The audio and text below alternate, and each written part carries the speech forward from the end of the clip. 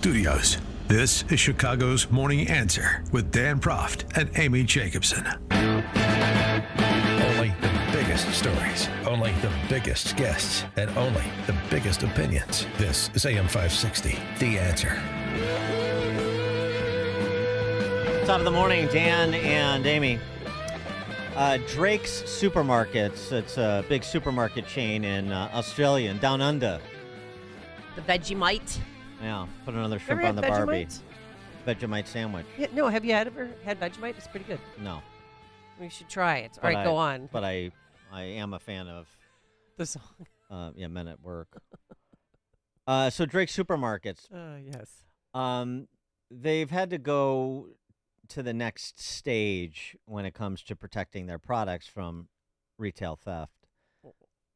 So it's not. How much further could people go besides ordering online? Well, everything behind plexiglass, Right, we've like got in that. the Walgreens, CVS's, and so on and so forth. No, they've got a bigger problem.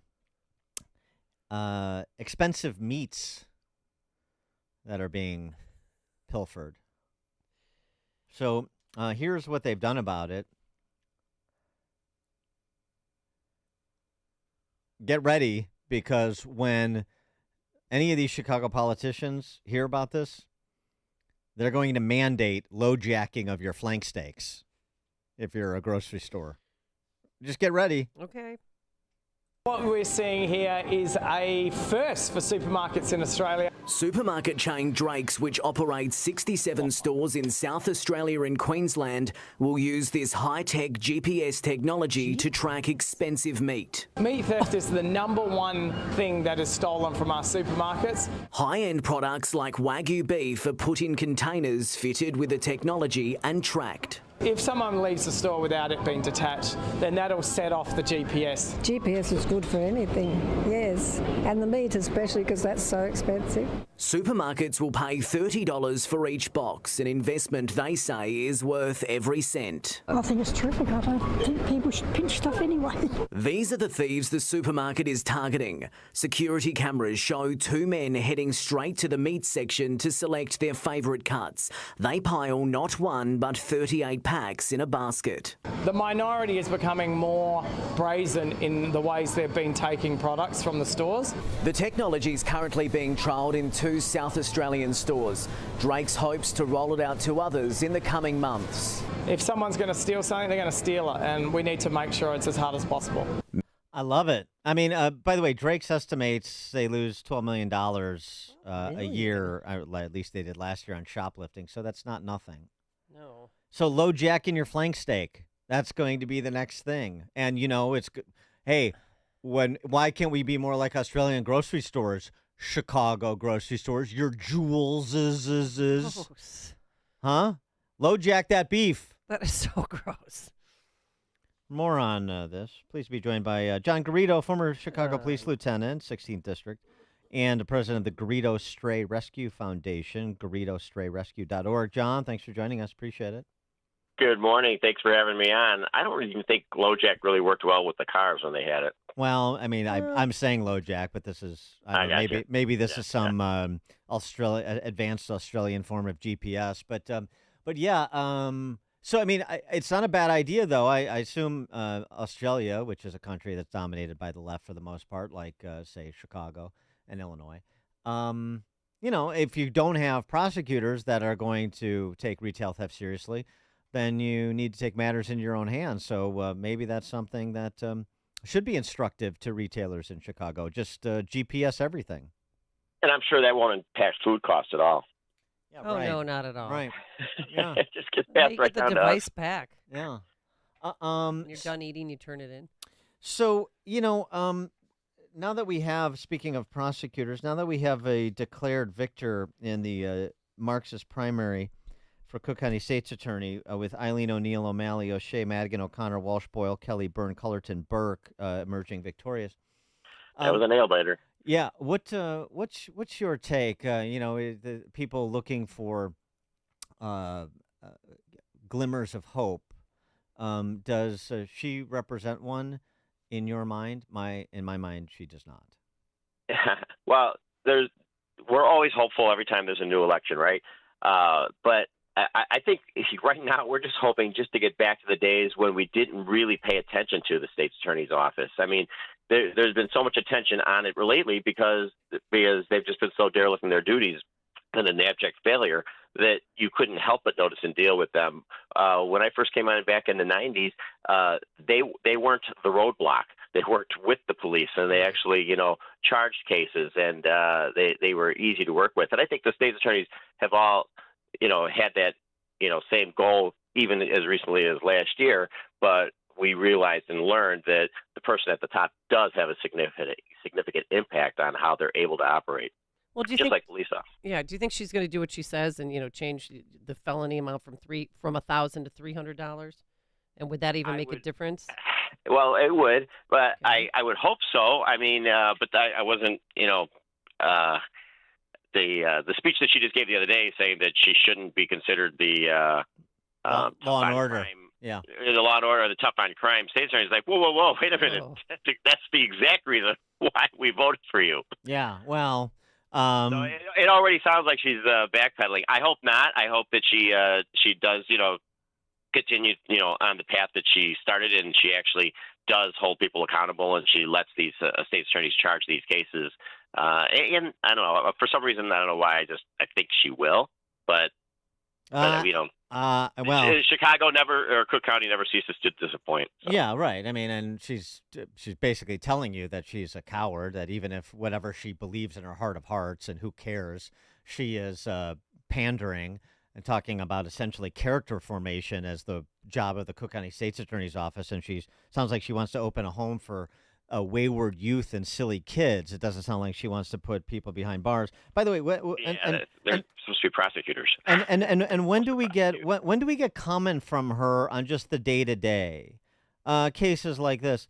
Felons accused of luring children into a van get electronic monitoring after judge and prosecutors mistakenly believe the charges aren't detainable. Well, you can understand their confusion in these days of the Pritzker Purge law, but I mean, the competency level, if that's even true, that it was a mistaken belief as opposed to just a deferential disposition to even child predators. I mean, who knows? Because the order of the day is to make sure that the inmate count at Cook County Jail is where Tony Preckwinkle wants it. Well, I'm a glass half full guy, so I'm hoping that just the climate at the state attorney's office changes. You had a lot of experience flee from Kim Foxx, so I'm just hoping that we start getting some quality back in the state attorney's office. People that actually want to work there because they're just the climate's not so toxic, and that they'll actually work with our officers to make sure that we get these cases charged, and these detention hearings, start asking for detention hearings, and put it on these judges to hold these people in custody when they're supposed to. How are Chicago police enjoying the Biden buddies that have arrived over the last year? It turns out some of the Biden buddies aren't enjoying the other Biden buddies as much. Venezuelan migrant told police he carried a taser because there's a lot of crazy people in the loop. Another migrant told police he had a gun to protect himself from Venezuelans. That's great. So, I mean, it's what we said before. There's some people that come here because they're economic migrants. I get it. And there are other people that come here because they're members of international gangs and trafficking organizations and so forth. And Chicago police, your new superintendent, in addition to these these candidates for Cook County State's Attorney's Office, in addition, anybody even want to dip their toe in the water that, like New York City Mayor Eric Adams did, and said, maybe we need to amend the sanctuary city designation to work with ICE when it comes to violent offenders in this country illegally, for example? No, anybody? No, Bueller? Bueller? They won't do it. They will just not step on each other's toes. They have the hard line that they have to stay with, the narrative that they have to stay with, and they will ride it right off the cliff. They just won't make any changes, and that's unfortunate. And they're just going to continued just to move these migrants around. They had them in the parks, and people in neighborhoods came out and were screaming at the mayor for that, and going down to City Hall and screaming about that. So they're taking them now out of the parks after they were in the police stations last summer. My guess is they're probably going to end up moving back to the police stations again. We'll see what happens there now that the weather is getting warm, and nobody wants that. That was just ridiculous.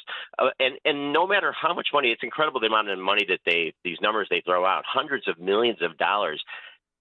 It never seems to filter down to the front lines. I mean, if they were to take half of that money and just hire some more police officers, that'd be a step in the right direction. But somehow all this money just goes to their friends and family, and these.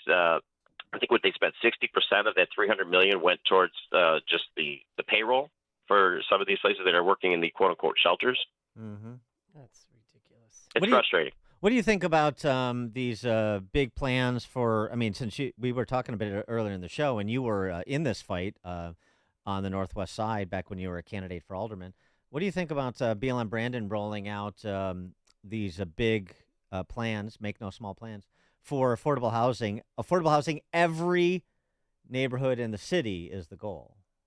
To me, that's another one of their talking points, right?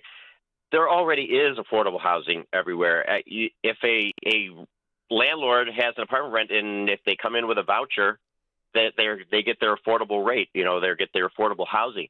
I thought the idea was to be integrated. So when you're walking down the street, you don't know that house is an affordable housing house, that apartment's an affordable housing house. You don't know. They're just integrated in the community. But when they talk about they want to set up these boxes with just all these affordable housing, that's already been proven not to work.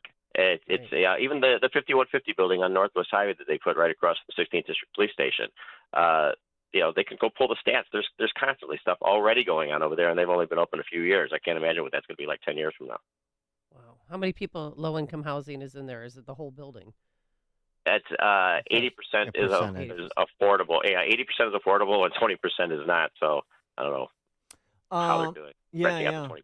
20%. What's the the word out from the mayor's office is that violent crime is down again, quarter over quarter, first quarter of 2024 over first quarter of 2023. Murders down 5%. So, as per usual, they know what to do, and it's working.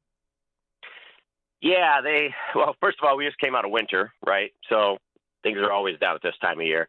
But at the end of the day, if you look at just 2023 overall, we had 29,000 vehicles stolen, 29,000, and that's up from in the last 4 years. In 2020, there was 9,900 motor vehicles were stolen. We're up to 29,000. There were 20,000 thefts, 7,000 burglaries, 11,000 robberies. That's up 2,000 from the year before that. So there's still a lot of crime going on, and we still had over 600 people murdered and over, I think, 2,500 people shot. So these numbers are always going to fluctuate a little bit, but at the end of the day, unless they're going to really start, maybe Brandon Johnson can release some of the 130 officers that he's got on his security detail that he increased from Lori Lightfoot's detail. Maybe he can put them back out on the street, and that would. Wait. He's 130? Yep. 130 police officers are now assigned to that detail. When Lori had it was 116 officers total. He got in there and added another 15 or so officers right away, and Lori still has some of her detail, and but yeah, he's just expanding that unit. He's important. Oh yeah, that's right. Very important people. Before we let you go, because besides being a former police lieutenant, you're also president of the Garrido Stray Rescue Foundation. I wanted to catch up with you about Thomas Martell, the 22-year-old kid from Chicago who's been charged with 4 counts of animal torture. Remember, he did horrific things to cats and then kept getting more cats. What's the latest? Have you been still attending his trials? Yep. Yeah, we're still attending. They're still going through discovery and getting continuances. So that we're they're probably still maybe another month or two out before that actually goes to trial, or they come up with some type of plan with him. But yeah, our court advocacy has been following along with a lot of other cases. We had this guy Richard Bober who tried to kick his dog to death several years ago. He skipped out, and there was a warrant for his arrest, and he just got arrested last night in the 16th District. Some of our court advocacy group actually tracked him down, and we were able to give the information to officers, and they went and picked him up. So, but yeah, Martell, his case is still pending. I hope he's still on electronic monitoring. Oh, yeah. But you know what? And the reason why, here's the thing. The reason why they do that is because that's going to come off of whatever sentence he gets. So he gets to hang out at home for this whole time, and then whatever sentence he gets, they'll consider that time served for the while he was on the monitoring. Stay the course. Everything is going well. Chicago is Candide. I got it. John Garrido, former Chicago Police Lieutenant, 16th District, president of the Garrido Stray Rescue Foundation, GarridoStrayRescue.org. John, thanks for joining us. Appreciate it. Thank you for having me. Thank you, and he joined us on our turnkey.pro answer line. Listen to podcasts of Dan and Amy from the AM 560 mobile app. Download it today at 560theanswer.com/mobile. The future of medicine is here at QC Kinetics. QC is the nation's leader in the most exciting revolution in pain management we've seen in decades. Regenerative medicine. If you're tired of achy joints, if your joint pain is keeping you from doing what you love, you need to call QC